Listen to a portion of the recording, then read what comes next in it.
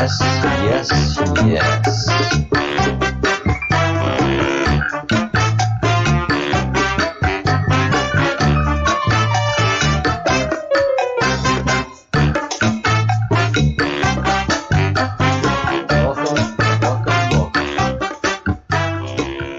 Welcome, welcome one and all. Old viewers, new viewers, and old viewers who've been away for a while and returning. It's good to hear from y'all, and thank you for being here, and thank you for being part of the Breadcrumbs project. Times are changing very quickly, and certainly the Great Awakening is upon us in so many ways. It is just what we assume would be happening for the Great Awakening, and the reality of it as it manifests in this incredible year 2020 is just shows the wisdom and the foresight of the Creator and of the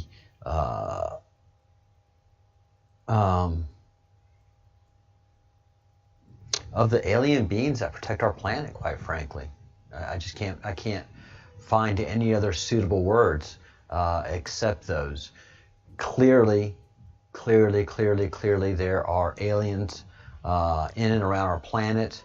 Our sun is a spaceport. I can't come to any other conclusion except that for all the traffic that we see going into and coming out of the sun. We don't have time to talk about that today, but we will tomorrow. We'll talk more about the sun and the spaceport. And hello, how are y'all doing? It is 12:33 Washington, D.C. time. And so kind of sync your clocks up where you are right now. I'm in Spain. So when I started this, it's 6:30 where I am. My neighbor's new rooster is crowing. We'll be hearing that for about another month, and then comes his time. My neighbor across the street, they are just incredibly self-sufficient. They only get fruits, bread, and some veggies from the outside world and milk. But pretty much the rest of the stuff that they do is off of their own garden and of the fish they catch and the chickens they raise. And they do quite well. So we are focusing on the Great Awakening here in the Breadcrumbs project, and that is something that's going to be happening for quite a while at several different levels in several different countries, in several different ways. It would be completely unfair for the Creator just to go snap, game's up, raise the curtain. In this age, the mask is going to come off, but it's going to be a slow process. It's going to be the boiling frog process. You just don't spring anything on humanity too fast. Slowly, it just has to go in and in deeper and deeper and deeper until most of humanity is caught up onto what's going on. So the Great Awakening is not going to be an instantaneous event. It is going to be something that just keeps on manifesting itself. And this has been a crazy year so far, and it just is proving to not slow down the craziness. So we can fully expect more craziness to come down the pipe throughout the year. One of the biggest pieces of news today, of course, is that the Seattle police have gone ahead and moved forward with taking control of the Chaz, the CHOP, the Capitol Hill Autonomous Zone, which wasn't autonomous at all. They had to get their food, their fluids, bathroom, water, everything from the outside world, right? Their drugs, all that had to come in. There was nothing autonomous about it. It was just a lawless hippie zone that's full of graffiti now and garbage. God, this snowflake Marxist generation is just the worst. You know, imagine the flip side. What if they'd gone in there and just cleaned up everything? All right, we're the Chaz Autonomous Zone. We don't want any police in here. They clean it all up, no garbage, and they help all the businesses, you know, make business and get people in there and get an economy going and get revenue going. And, you know, no crime happens. Everybody's accountable to themselves and to society and to the person next to them. And this goes on for many years. And not one police call happens. Sure, medical emergencies happen and relationships created with the hospitals for the autonomous zone. And that 6-block area for 3 years, no police have to come in because there's no crimes occurring, no crimes committed. Unlike what was happening for the last 3 weeks with the Chaz, where it was just debauchery and property crime going on nonstop, drug-fueled raves all night long, fights, rapes, you know, again, criminal destruction, and then, you know, throw in a few murders there, and, you know, a few shootings and a couple of murders, and so much for your I don't need any police. But this is part of the awakening process. You can't just take your education system for granted. All of this Marxism has come through the education system. Very well-meaning people. Very well, don't get me wrong. Marxism is built on the most wonderful kindness, and that is that we are all equal. No matter what, we're all equal. That person with money should not have money. That money should be shared through everybody. Peace be upon you. Why isn't that rich person taking care of the poor person? Peace, peace, peace, peace, peace, peace, peace. That's not peace. That's inciting criminal action. That's what it is. You're saying, hey, poor person, that rich person shouldn't have that money. You should take it from them, and I'll help you take it from them. One way is through taxation, but at least through taxation, some services are provided. But what the Chaz did was nothing. The Chaz benefited society, benefited that area, did not create anything autonomous, created everything super dependent. Because the people that were partying in there, they weren't working, so they had to get their food somehow. So it was donated or shoplifted or robbed or what have you, man. So yeah, if you could have gone 3 years without one single police call in that area, wow, you'd have done something, Chaz. But no, you're just a cesspool of humanity. You really were. You were the worst. You were the worst of humanity, posing to be the best by wanting everything to be equal. Where you couldn't do your part, you can't work, you can't clean up, you can't maintain, but you can demand from the taxpayer that they take away their protections in the form of police protection. You can demand from people that have money that you want their money, you deserve their money. Everybody should be equal. You should lower yourself to my standard. I shouldn't have to lift myself up to your standard. See? That's socialism, that's communism. That says that the lowest common denominator is the best. Whereas constitutional capitalism, built on a republic, says you're responsible for you. You have all the same opportunities as every person that's in this country. What you do with it is up to you. It's the same thing that the Creator does, giving us birth. You know, infusing our soul into our baby, whether it's a baby whether it's our choosing, whether our soul chooses, or whether it's a round robin event. That's up to many discussions. but we are responsible for our own choices that we make. And if we make good choices and have good lives, then there's reward for that. If we make bad choices and we lead bad lives, and then you're accountable to that. Sooner or later, you're going to be accountable to those poor choices you make and to the good choices you make. And so, again, like I was talking about this morning, these Marxists only find power when they're in groups. When they're alone, they're just angry, bitchy people. But they're like lotus. When they get into a swarm, then this is, humans are just like lotus. When the bad ones of us get together and we're allowed to go on a rampage we will go.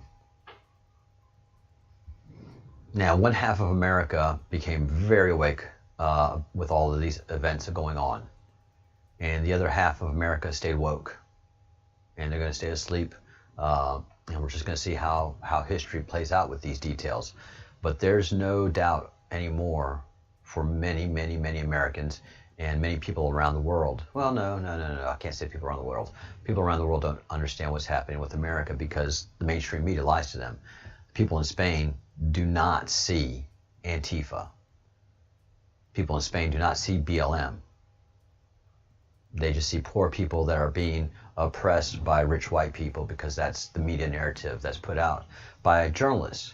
Again, journalists are people that go to school for journalism. Every journalist wants to change the world. They're not subject matter experts. They're people that can write a narrative in a story, and they want that story to be something. They want a Pulitzer Prize. And someone please remind me how many Pulitzer Prizes were won by people perpetrating the hoax. Anyone?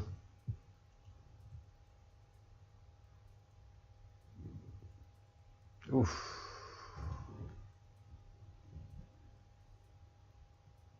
Nope, I didn't think so.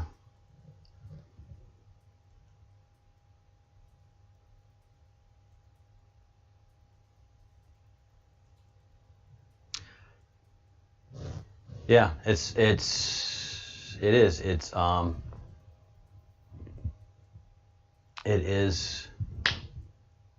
It is the lowest of society that's making demands on the best of society, and that can't happen anymore. A lot of Americans really didn't even know what Marxism was, and in the last 3 weeks they've gotten a absolute speedy education. And hi, Kate. How are you? And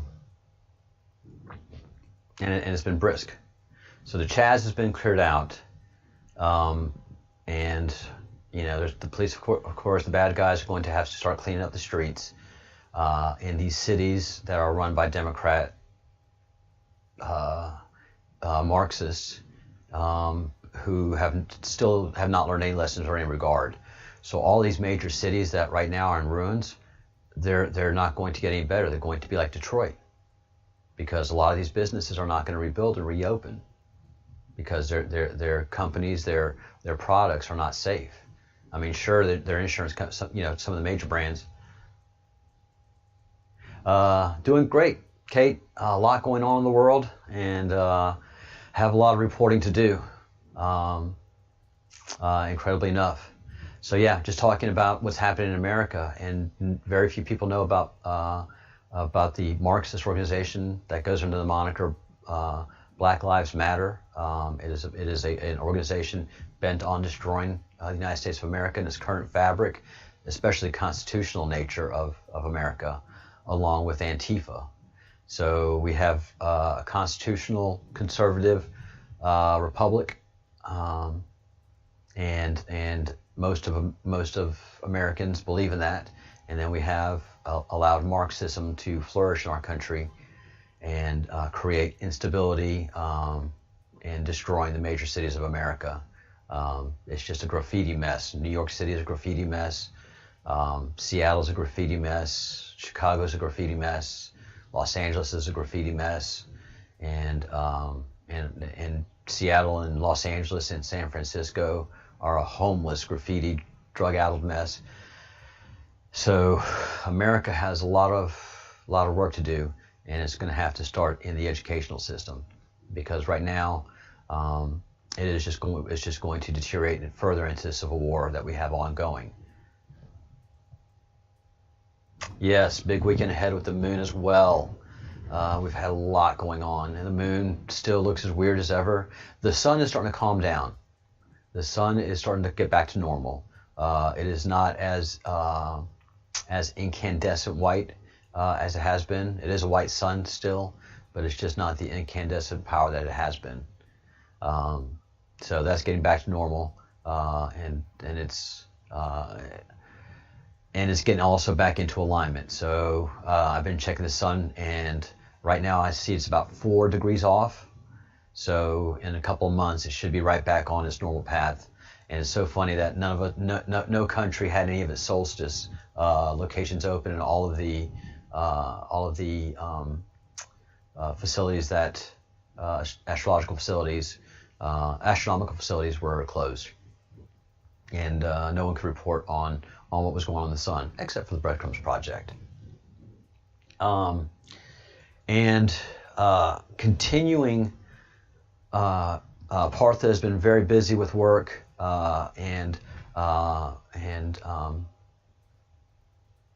Angel Hope has been very busy with school, and she has been and congratulations to her, namaste. She has been chosen as peace ambassador for India, which is a great honor, and hopefully get to talk to her or Partha towards the end of the week when they have a little bit of time, and can just catch us up with what's going on and talk to us about what's coming up within the solar system and within the moon, and all those activities, which I am just not very good at yet. So anything you could add, Kate, in the comments section would be great.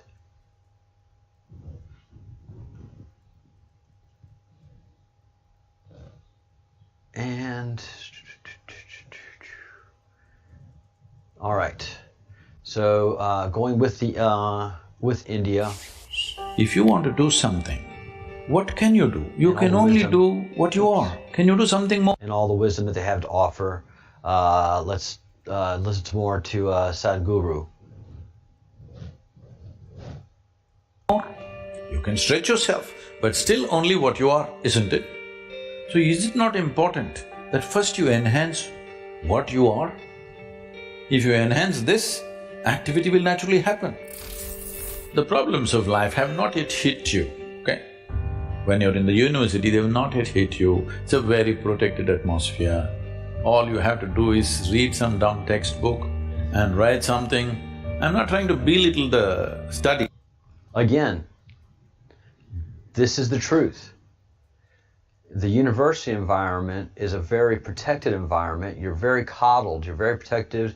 You just have to read some books, you have to listen to some lectures, and if you regurgitate what has been told to you, or what's expected, then you can move on in this very protected environment, in this very George Orwell, this very Orwellian environment now.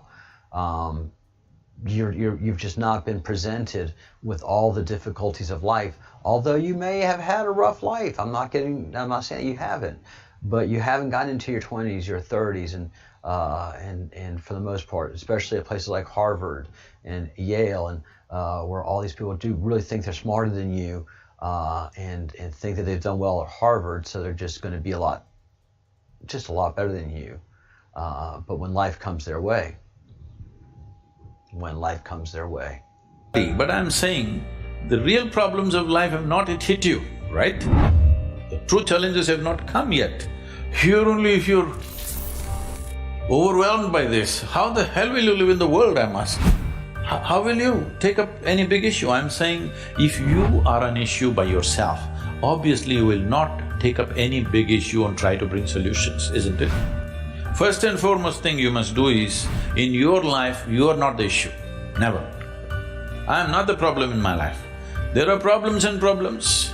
How many we can solve, we will see. All of them will never be solved. But how many can we clear in our life is a big question. But if you yourself are a problem, you yourself being problem means, see, I'm just meeting people every day, 50, 60 years of age, still they've not figured how to handle their thought and emotion. When are you going to get it? I'm asking. See, these are very fantastic faculties that only human being has, right? No other creature can think like us, no other creature can emote like us. They're very limited stuff. Here it is so evolved, now you're suffering that immensely. If you don't learn how to handle your thought and emotion, you're already 30, 40, 50 years of age, when are you going to learn? Now, what is your lifespan? 1,000,000 years, is it? I didn't know. What is the lifespan in Harvard University? You just leave people alone by themselves. They are a big issue by themselves. When you're alone, if you're miserable, you're obviously in bad company, isn't it? So if you don't settle this, if you step out, well, you will go about blundering and messing around all the time. It looks like you're working for a solution, but when you are a problem, you'll only spread problems. It may look like a temporary solution. This is the reason why after 1,000 years we're still talking about the same problems. Obviously we've not solved it, isn't it? Enhancing yourself is a limitless process. It's not a graduation that's going to be over at one time.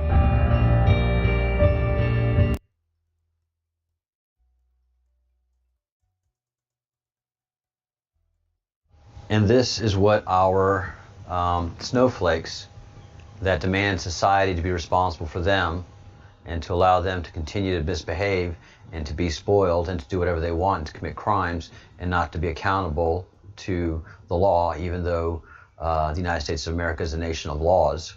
And at every level, we have laws and structures. At home, you have laws and structures. At school, you have homes and structures. At work, you have homes and structures. Those are all laws.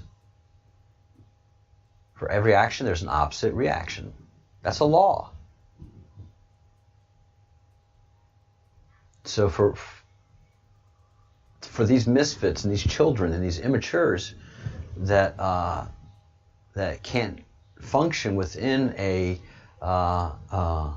lawful society means that they were raised in a lawless home, a home without structure, a home that said you don't have to clean your room, you don't have to make your bed, we don't eat dinner at night at this time, and you're expected to be home at that time, and you're not expected to sit at home and play video games. You're expected to go out, play, and make friends and have interactions with friends, and not be totally controlled by a helicopter parent. Because when you interact with friends, that's how you build your social circles and learn how to behave and not behave in polite company. And so, yeah, I don't know how we're going to save these generations, but I know a big part of America is already saved, is already quite awake and working quite well, and seeing the problems and fixing them as a little bit at a time.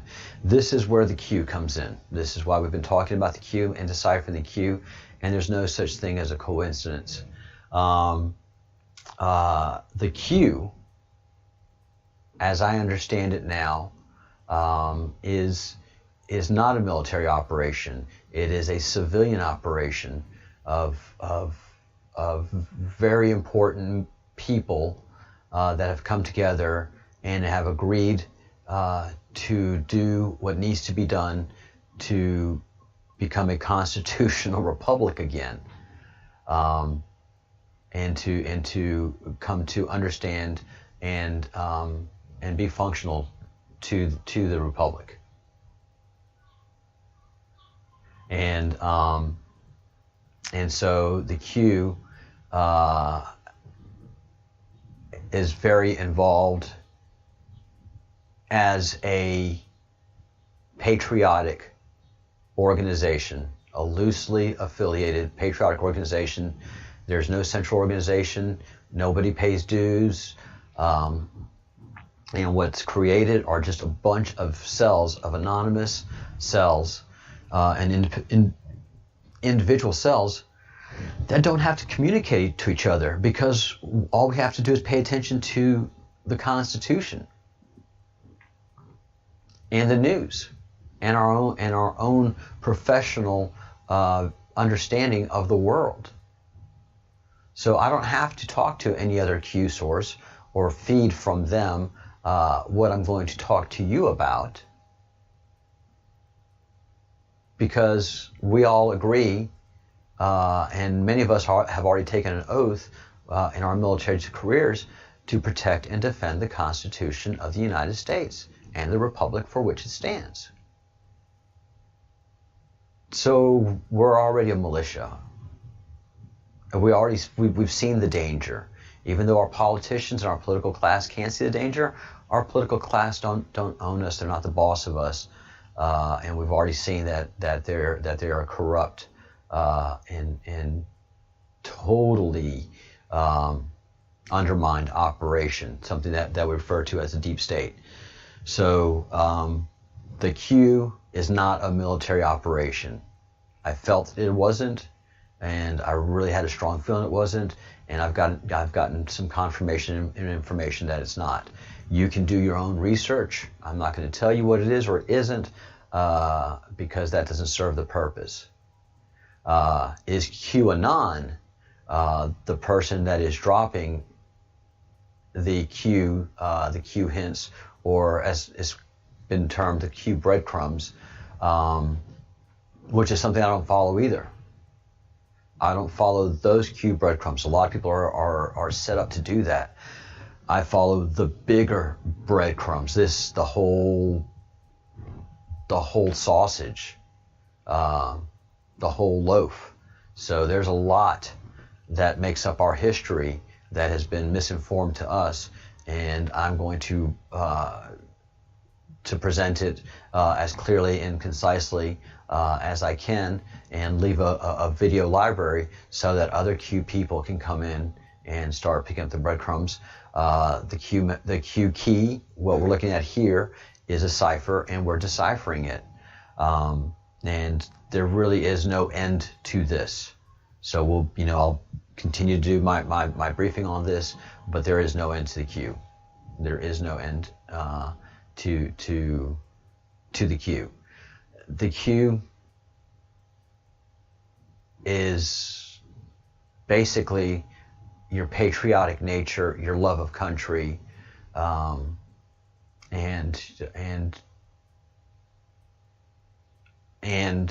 a fellowship of like-minded people loving their country, seeing dangers and addressing them, seeing problems and misinformation and cleaning up that misinformation. So that's the Q. The Q is has always been there. You can look at the Constitutional Convention, the original founding fathers. They were a Q. The founders of Rome, they were a Q. So there's always a Q that forms and dissolves and reforms and redissolves and reforms and redissolves, and it just follows the heartbeat of history. So there are always patriots. There are always fraternities. There are always groups of men that know that the information that they have, if they share it with others, they just get yelled at, laughed at, or mocked, or belittled, or derided. But if you go into a group, take American football. If you start talking American football to a group of people that are doing knitting and drinking tea, they're not going to enjoy that conversation. If you're a patriot and you're seeing problems in society, in the breakdown that's occurring, that's causing these mass riots and terrorism in America, and you talk to your family about it, your teenagers, they're not going to want to listen. But there are people on the internet that see the same danger, in various positions of life, and they're ready to join the battle. And so with the information and loose association that the Q creates, then all of these private anonymous Q cells are created constantly. I mean, they are popping up everywhere like popcorn. And you can't do a whack-a-mole on it. You just, at this point, you cannot do a whack-a-mole. The cat is too far out of the bag. And we are a network society. We're no longer a TV network society or a cable network society, but we're an internet network society that no longer depends on news authorities to provide the news. Much of the news that I get is from social media, the Twitter, Facebook, from people just reporting what they see on the streets. But I also go to major mainstream media to see what they're not saying and what they are saying. But the street reporter, the Tim Pools, the Brandon Straka's, and Brandon Tatum's and Candace Owens, real people reporting what's happening on the streets. That's where we go to for our news. So there's a breakdown of society, and then there's a rebuild of society, and it's just always happening. There was really never a dark ages per se. There was the Roman retreat of structured society, of Roman structured society, and then that turbulence that it took for all these communities after the military and police authority left to reestablish that some kind of order. And of course the Roman writing was gone, and just so many things were in flux. It was called the Dark Ages, but it really wasn't dark. There was still plenty of activity and enlightenment going on, and enlightenment is the human way. So we were talking about Göbekli Tepe yesterday, and the fact that our history that we've been taught is nowhere near the history that is represented in geology and in the archaeological record, and therefore in the academic record. The academic record of our history is just a load of nonsense. From Roman history, from roughly 2,000 to 3,000 years ago on, we're okay. But you go 3,000 years and back, and it's just utter guesswork, and always the guesswork is just wrong. If you look at the pyramids, as we look at here, the Gaza complex, an ascension machine, I don't know. It sure is a machine of some kind, though. The resonance that is in the Great Hall and throughout the Great Pyramid, and that you can hear just anything and everything.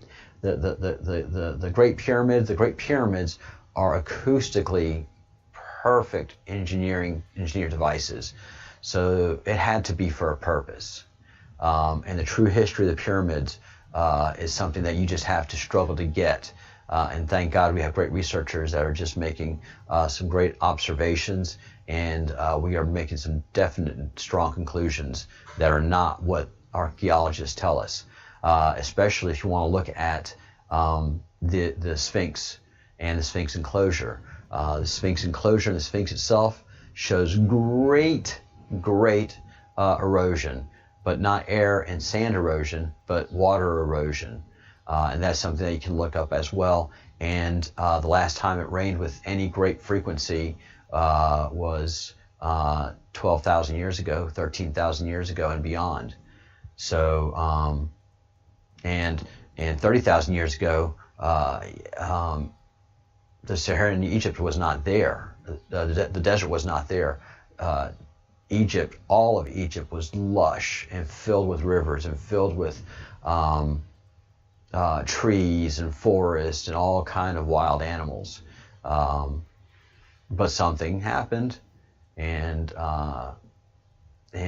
what happened really wiped out the world 12,000 years ago. So here we have the Gulf of Mexico in southeast United States, which I'm sure everybody recognizes here. You have the dark blue, but then you have the light blue, and they call that the continental shelf. Well, no one explains what the continental shelf is, or what was. How did it get there? What is it? Well, if you understand geology, history, and do some little spirituality in there, but do some real archaeology and read the history of ancient civilizations, including ancient Egyptian, ancient Sumerian, ancient Vedic, ancient Indus Valley, ancient Tibetan,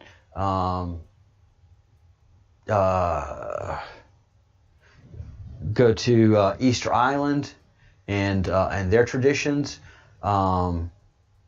Peru, Central America.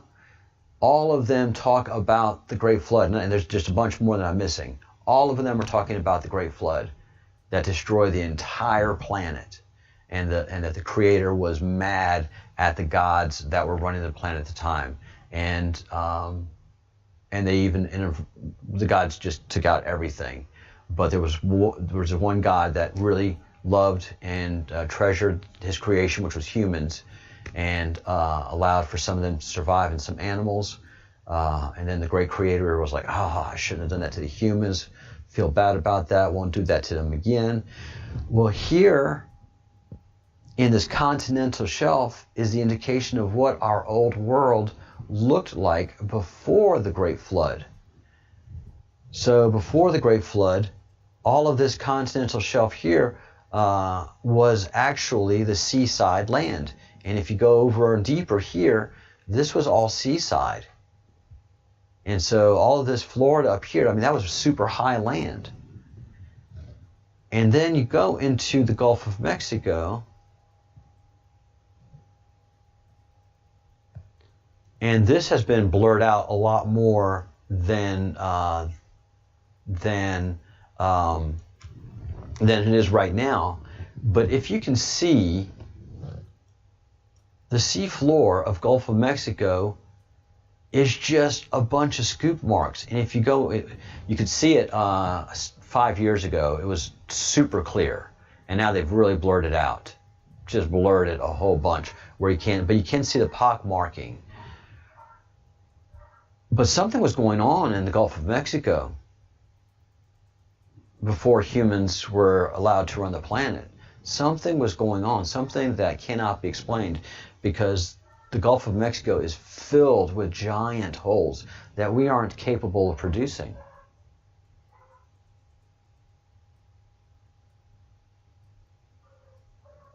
Yeah, it's so the continental shelf that we see here, that was the land before the Great Flood, and then something was going on here and all over the Gulf of Mexico seafloor. And if you're able to get a hold of some pictures that are 5 years old or older, you'll be able to see that the whole Gulf of Mexico floor is riddled with scoop marks, and you can see ancient rivers and ancient activity. And you have better imaging than what we have now. So the Great Flood happened. I mean, it destroyed all the beachside communities that were on the earth back then. Although Central America did not suffer as much, except for right here along the El Salvador, Guatemala. You have a shelf there, but most of that was the way it was back pre-flood. And so we have an ancient world, we have ancient aliens, obviously, and we currently have a great deal of a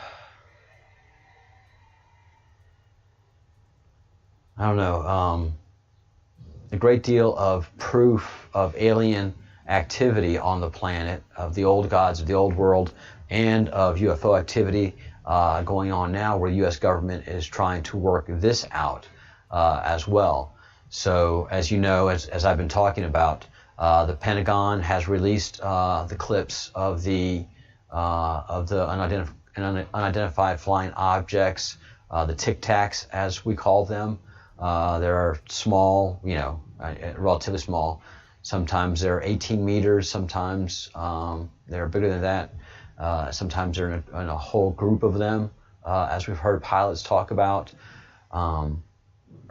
So all of these super fast flying objects are not man-made. They're not made by any country at all, because if any country had that technology, ooh, they'd be boasting about it. Yes, indeed, they wouldn't keep that a secret.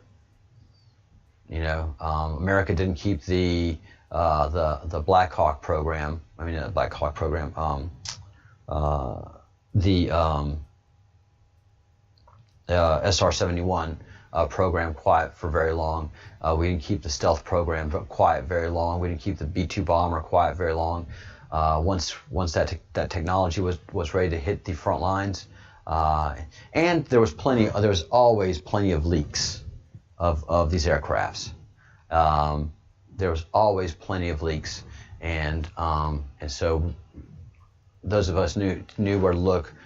We always know what the government is really doing. The government doesn't have any of this UFO technology that they can use. We sure do have UFO technology that has been left for us, and we tried to do some reverse engineering to figure it out. Yeah, with Göbekli Tepe, with the Giza complex, with the Bosnian pyramids, with Pumka, with the Nazca lines, we clearly have been influenced and have aliens surrounding our planet and visiting us all the time, nonstop. And so that information is going to be soon coming out. And that's part of the queue. That's not part of the original queue, but the queue just wants to get all the information out, wants to get all the truth out there, wants to have the Great Awakening. We have been asleep way too long. Our truth has been hidden from us. And here, in the middle of all this, is the man that coined the term that we suffer amnesia. That as a society, we suffer from amnesia. We forget our past. We keep forgetting our recent past. We just forget our past unless somebody is teaching it to us all the time. So Graham Hancock in Fingerprints of the Gods really laid out our ancient history, but not associating it with aliens. Talking about the great gods of old, the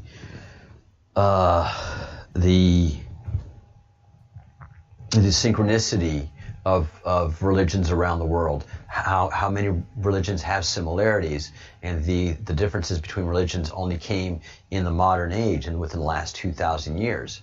But for the most part, religions 3,000 years ago and older really were very similar in many ways, especially in terms of astrology.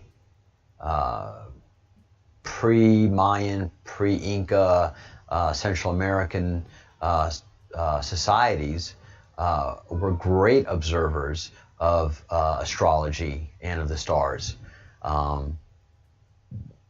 The Maya and the Inca say they didn't build those great temples, those great structures. They found them. They were already built, and they did not have steel. They did not have iron. They could not have made those blocks that those great temples are made of in Central America, especially in Mexico, Belize, and Guatemala. They've never had the resources to be able to make those temples. And the same goes with the Giza complex and the Sphinx, except for the Sphinx head. That was recarved in pretty modern times, and they had enough iron at that time to be able to carve the head. But prior to recarving the head, we were supposed to be a Mesolithic, a Neolithic culture, a Stone Age culture. Mesolithic being the old Stone Age culture, and Neolithic being the newer Stone Age culture. You know, yeah, we went through a Stone Age, clearly, but prior to that Stone Age, there was plenty of metal around, and metal is what built those pyramids and the Sphinx, carved the Sphinx. And if you go and just pay attention to the actual rubble and rock that's there, or you do a YouTube search, you can see thousands of hours of video of people showing you where saw marks and drill core marks are strewn throughout the Giza complex, and even in the museums. You can see the proof of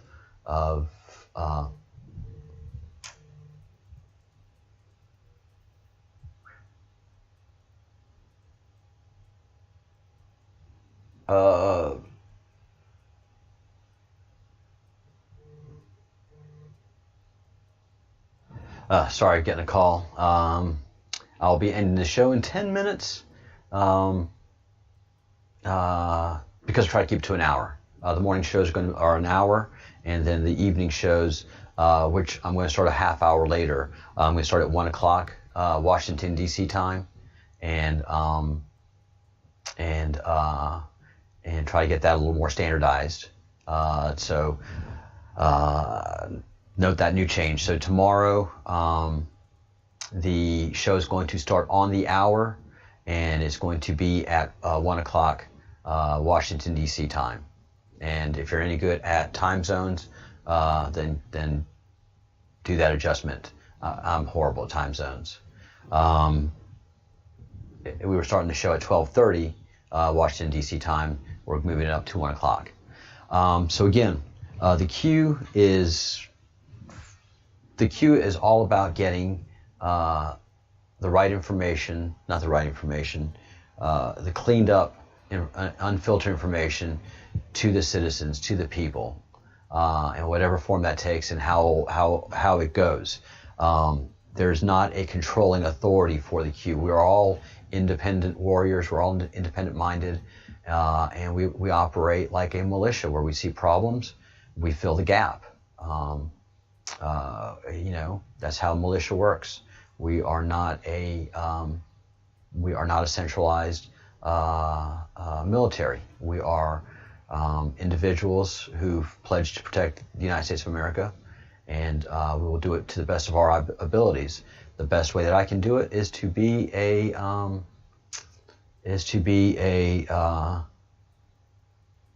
disseminator of information, following leads, following truths, following breadcrumbs, and presenting them to you guys. So thank you all for coming.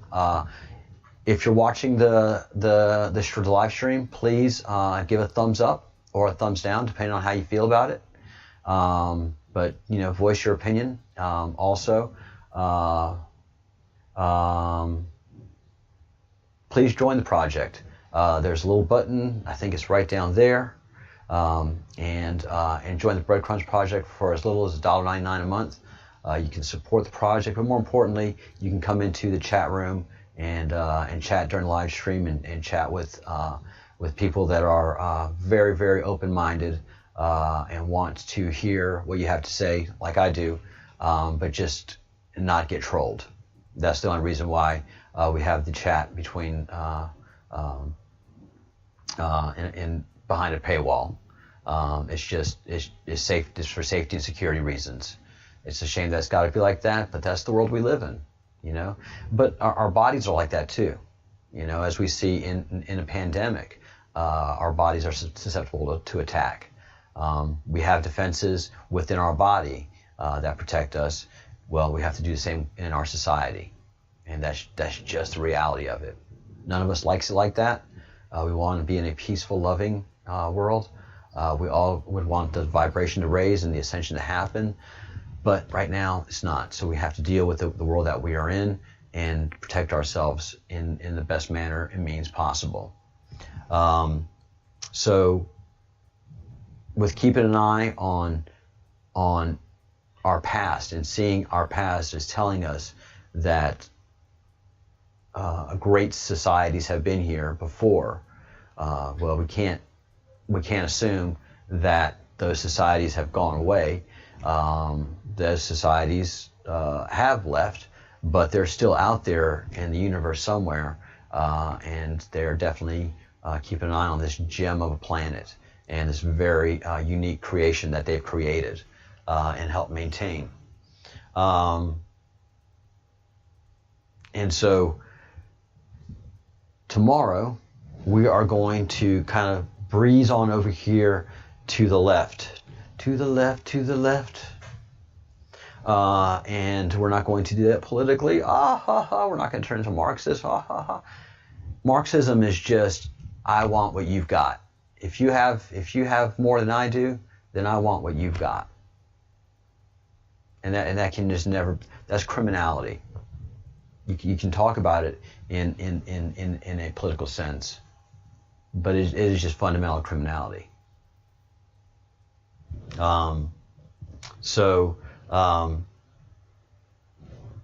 Challenge Marxism at every turn. Challenge it. Educate that Marxist. Don't let them be stupid for the rest of their lives. It's just embarrassing. It's very difficult. So we're going to go to the left where this should be going, because we brought in Göbekli Tepe. We've talked about ancient aliens, and we've talked about fingerprints of the gods, and Graham touches on some of these things, but doesn't go as far as he should. He didn't allow himself to, because he knew his job was difficult enough. And he just didn't want to bring the facet of aliens and the Anunnaki. And there's Zecharia Sitchin is an author who deciphered many men that's deciphered the Sumerian tablets and is able to read the Sumerian stories and tell the Sumerian stories. Well, he talks about the Anunnaki and those from heaven that came to earth. As above, so below. And that's where much of this starts. So tomorrow we will engage and talk about the Anunnaki, the Elohim, the Ankh, and get into some of the more esoteric and spirituality-centric stuffs of the Q, and that has to do with sound healing,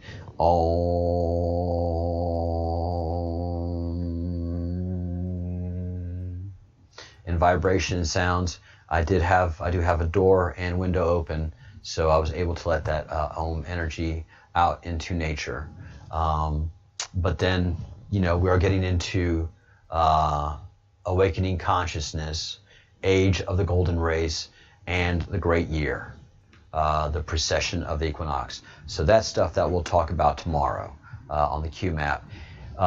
18, if you have any questions, and if you've not joined the Breadcrumbs project yet, please fire off an email to the breadcrumbsproject@gmail.com. If you have any questions whatsoever, I'll give it 5 more minutes. I have the email machine open, so if you have any questions, please fire one off. Kate and Tabitha having a great conversation, and thank you for your support and friendship very much. And yeah, things are getting very busy, very excited, and just the growth that's going to be happening in the project over the next couple months is going to be impressive and staggering. One of my points that I've wanted to get to is to have a clean presentation, a clean product. Because this is live. I'm doing this live. This is not taped. So I want to have a clean, error-free, technically error-free production by the time we got to 2,500 subscribers. I started out this project not knowing if we would be here this month. I honestly thought that the comets would have some kind of an impact where we would suffer a giant EMP. I was wrong, and I'm glad I was wrong. I'm thankful to be wrong. But at that time, the subscriber count was not anything that really was anything I was interested in. But I didn't know the nature of what was going on. I didn't know the true nature of the Great Awakening, and I didn't know the true nature of what we were encountering. So now that I do, I very much want to spread the word. I want to get as many people involved that they can share their information with us, and I can share our information with them. Because quite frankly, we are still the only game in town that is able to talk about or even smartly discuss this portion of the QMAP. So the stuff that we've been studying before is super easy. The stuff that is presented here, which we see happening, which is the nature of the sun being a living entity, and that the sun is a spaceport, and that the sun is flashing, and that we'll have a great solar flash. We're the only ones talking about this. And so that's why I'm starting from the bottom of the Q key and coming up to where we've been studying for the last month, and can provide great clarity. And I think that is part of our important process and part of our journey. There is a civil war going on in America. This is not stopping. These people are just not going to go away. These violent terrorist groups that are funding these violent terrorists, they're just not going to melt off into the sunset. No, they are now radicalized, fully radicalized, and they are plotting and planning their next strike, and how they are going to really bring around the revolution. They were close to the Chaz, and they got the attention of a lot of people, because look at New York City. They're about to defund their police by $1 billion. Look at Minneapolis. They're about to abolish their police. And look at Los Angeles. They're about to cut $500,000 from their police. We've won, comrades. All right, one more charge until we can, break the backbone of these people. So this isn't going to stop with Antifa and the terrorists. So that is going to be intense. But this stuff here with the sun and all that activity is still going on, and we need to talk about it, and we will.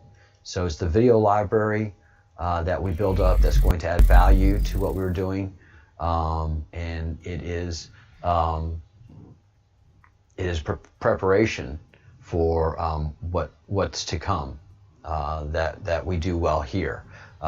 We pay attention to some things, go by the wayside, but then when we find other things, we can stick with it and watch them grow. So again, please hit the like button, or please hit the don't like button. That feedback is great. And also, if you've not subscribed yet, please subscribe to the channel. And also, if you would like to join the conversation below and join the Breadcrumbs Project and support us, and also do a toast. So after this live stream, I will start another live stream that's just between us members, and we get to enjoy wine 30 or wine o'clock or quarter to wine, whatever time we started up, and enjoy a toast. Kind of just talk about, decompress and talk about what's going on, and then just talk about some things to get ready for tomorrow. So with that being said, no questions have come in, and usually I don't. This crowd is very smart, very well educated, rather well enlightened, and so there's very few questions that come up. But I do know that y'all do appreciate the conversation. It's going to start growing and getting bigger. Cancel culture, yep.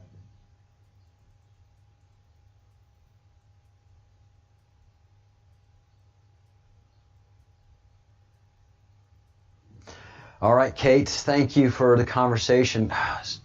I'm sorry I couldn't keep up with what's going on in there. Like I said, I have so much to do and so much to talk about, and now I have to cram it into an hour. So thank y'all so much. And,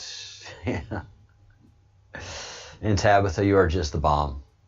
Thank you very much for your support and your good humor and the way you worry about us too. I know you do worry, and it's a very deep concern that you share.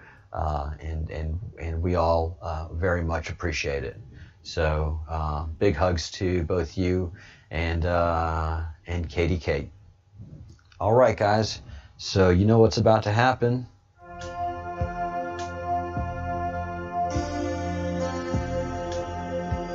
Get to wrap up another wonderful show, another wonderful exercise of intellectual honesty and of conversation and of sharing my thoughts and observations as to what's happening and analysis of the news and analysis of the Q. It's the Breadcrumbs Project. It's what we do.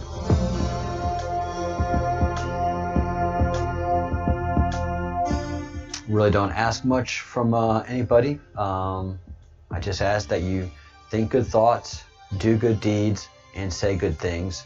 That's the Zoroastrian way. That is all the Creator really asks of us. I would really like for you to practice forgiveness too. That just makes for an okay life.